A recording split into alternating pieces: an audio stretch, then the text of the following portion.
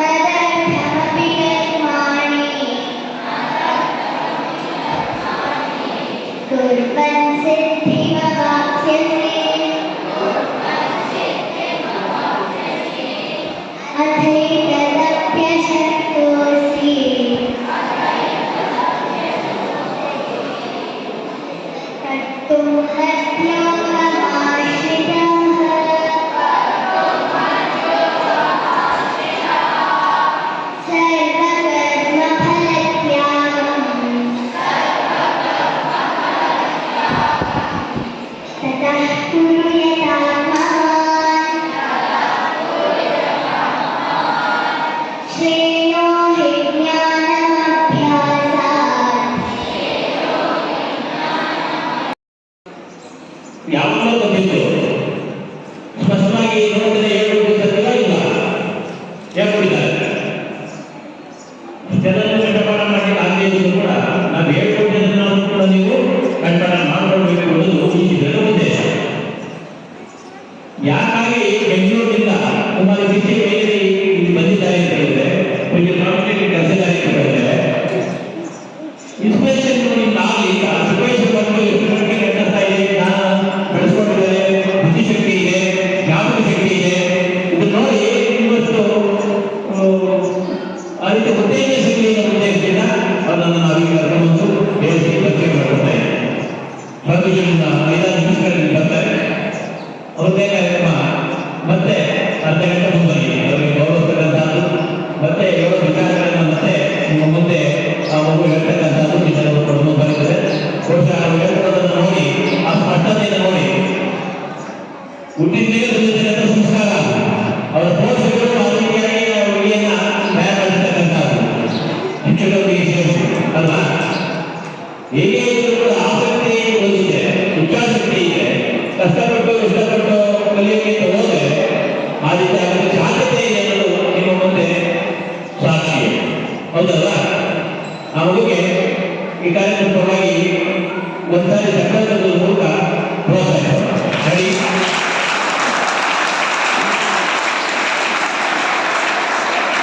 Lakshman K Lakshman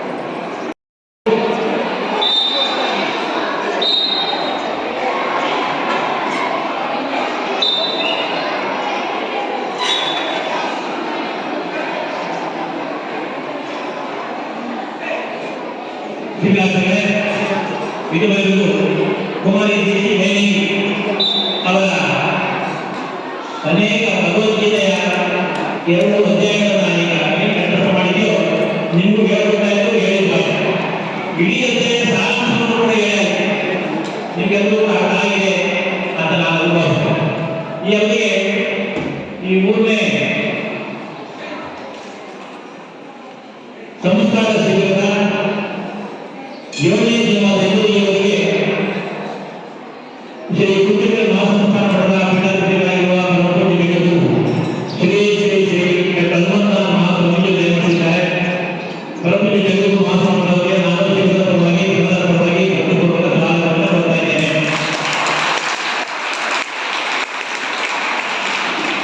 ಈ ನಮ್ಮ ಶಿಬಿರ ಬಸವಪ್ರಭು ಪುಣ್ಯಸ್ವಾಮೀಜಿಗಳು ಗುಬ್ಬಿದಾರದ ಮಠ, ಅಲ್ಲಿಂದ ಇಲ್ಲಿ ಬಂದಿದ್ದಾರೆ. ಬಸವಪ್ರಭು ಪುಣ್ಯಸ್ವಾಮಿಗಳು ನಮ್ಮ ಹನುಮಂತ ಸ್ವಾಮಿಯವರಿಗೆ ಬಹಳ ಆತ್ಮೀಯರು. ಅವರು ಕೂಡ ನಾನು ಶಕ್ತಿ ಆ ಮಗುವಿದೆ. ಅಪರಿಚಿತರಿಗೆ ಬಂದಿದ್ದಾರೆ ನಮ್ಮ ಶ್ರೀಮಠಕ್ಕೆ, ಇವೆಲ್ಲವೂ ಕೂಡ ಭೇಟಿಯಾಗಿದೆ. ಅವರು ಆಧಾರದ ಸ್ವಾಗತ ಕೊಡ್ತಾ ಇದ್ದಾರೆ. ಈ ಎಲ್ಲ ಸಿಬ್ಬಂದಿ ವರ್ಗದವರಿಗೆ, ಮೇಲುನವರಿಗೆ ಹೆಚ್ಚಿನದಾಗಿ ಬಹಳ ಶಿಸ್ತಿನಿಂದ ಕೂತ್ಕೊಂಡಿರ್ತಕ್ಕಂಥ ಒಂದಾದ ಕಂಟ್ರೋಲ್ ಮಾಡಿ ಹೇಗೆ ಅಂತ ಅನಿಸಿತ್ತು. ಈಗ ಅನಿಸಿದೆ, ಬಹಳ ಕಷ್ಟಪಟ್ಟು ಇಷ್ಟಪಟ್ಟು ನೀವು ಶಿಬಿರ ಬಂದಿದ್ದೀರಿ. ಶಿಬಿರದಲ್ಲಿ ಹೇಳ್ಕೊಳ್ಳೋ ಎಲ್ಲ ವಿದ್ಯೆಗಳನ್ನ, ಸಂಸ್ಕಾರ ವಿದ್ಯೆಗಳನ್ನು ಕಲ್ತಿದ್ದೀರಿ, ಶಿಸ್ತಿನ ಸಿಪಾಯಿಗಳಾಗ್ತೀರಿ. ಈಗ ನೋಡಿ ಖುಷಿ ಆಗುತ್ತೆ, ಯಾರು ಬೇರೆ ವರ್ಗದಲ್ಲಿ. ಹೀಗಾಗಿ ನಮ್ಮ ಶಿಬಿರ ಯಶಸ್ಸಿನತ್ತ ಸಾಗ್ತಾ ಇದೆ. ಸ್ವಾಮಿಗೆ ಆಶೀರ್ವಾದದಲ್ಲಿ ಹಾಗೆ ನಾವು ನಿನ್ನೆಲ್ಲರೂ 7ನೇ ದಿನದ ಈ ಅವಧಿಯ ಕಾರ್ಯಕ್ರಮಕ್ಕೆ ಆಧಾರಪಡಬೇಕಾದ ಸ್ವಾಮೀಜಿಯವರು ಅವರು ಈ ಕಾರ್ಯಕ್ರಮ ಮುಗಿಸಿ ಹೋಗಬೇಕಾಗಿದ್ದರಿಂದ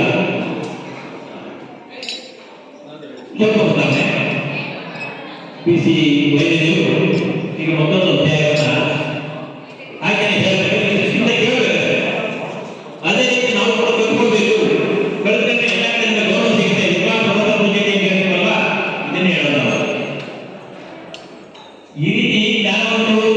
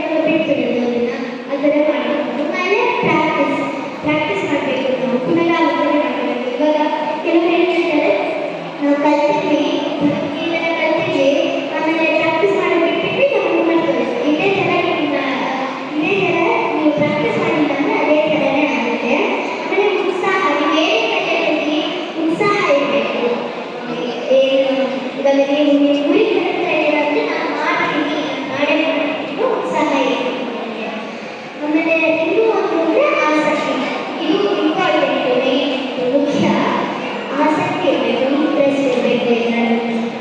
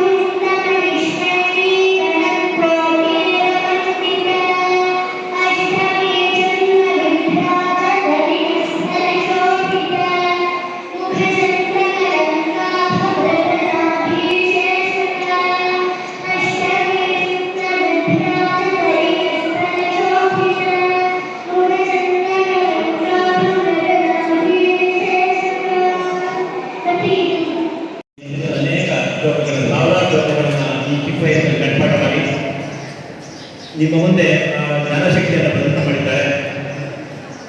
ಎಲ್ಲರಿಗೂ ಕೂಡ ಆ ರೀತಿಯಾದಂತಹ ಬುದ್ಧಿವಂತಿಕೆ ಜ್ಞಾನ ಗಮನಿಸಿ ಅಂತ ಹೇಳಿ ಹಾಗೆಯೇ ಮುಂದೆ ಜೀವನ ಅತ್ಯಂತ ಯಶಸ್ವಿಯಾಗಿದೆ ಮತ್ತಷ್ಟು ಭವಿಷ್ಯ ಉತ್ತಮವಾದ ರೀತಿಯಲ್ಲಿ ಸ್ವಾಮಿಗೆ ಆಶೀರ್ವದಿಸ್ತಾ ಇದ್ದಾರೆ.